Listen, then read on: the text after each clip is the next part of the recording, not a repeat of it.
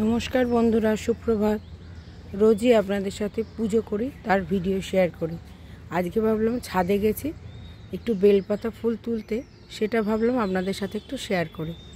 যদিও আসতে একটু দেরি হয়ে গেছে, আজ একটু বেলা হয়ে গেছে, কিন্তু তবুও ভাবলাম যেটুকুন সেটুকুনই আপনাদের সাথে শেয়ার করি। এই দেখুন, এটা আমার বেল গাছ। এই বেল গাছের বেলপাতা দিয়ে আমি মহাদেবের সেবা করি, আর অন্যান্য ঈশ্বর ঠাকুরদেরও আমি সেবা করি। এটা একটা গাছ, আর আমার আর একটা বেল গাছ।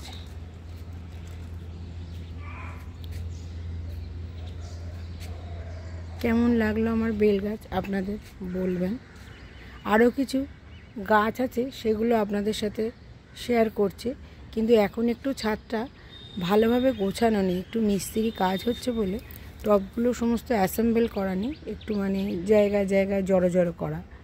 তবুও আপনাদের সাথে, যেহেতু আপনাদের সাথে আমি বন্ধুত্ব পাতিয়েছি, তাই সব রকমই ভালো মন্দ শেয়ার করব বলেছি, তাই সেই জন্য এইগুলো শেয়ার করছি।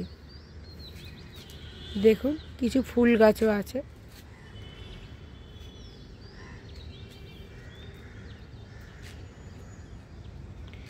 এটা আমার সাদা জবা গাছ, এখনো ফুল ফোটেনি, একটু পরেই এগুলো সব ফুটে যাবে।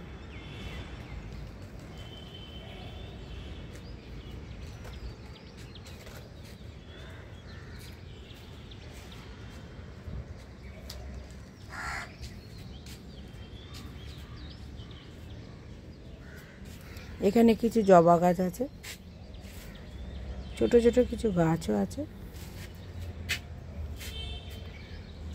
খুব বেশি না হলেও দু একটা ফুল হয়, বা ভালোই ফুল হয় বলতে পারেন। গাছের ফুল দিয়ে পুজো করার একটা আনন্দই আলাদা। তাই যা হয় তাই তুলে নিয়ে গিয়ে ভগবানকে অর্পণ করি। দেখুন,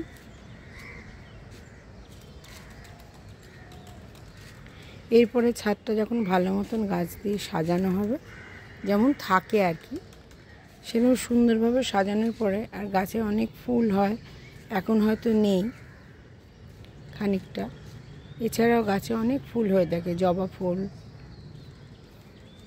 সেইগুলো সব আপনাদের সাথে শেয়ার করব।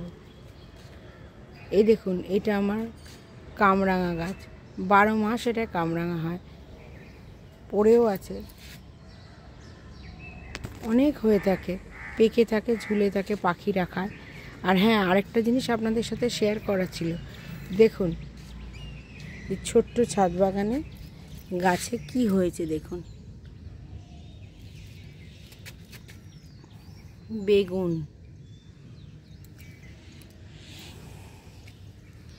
পালং শাক, এর ভেতরে ঢুকিয়ে না দিলে সমস্ত পায়রাতে খেয়ে নেয় গাছগুলোকে, কচি কচি গাছ, সেই জন্য ঢুকিয়ে দেওয়া হয়েছে। আর একটা জিনিস, এই দেখুন, টমেটো হয়েছে।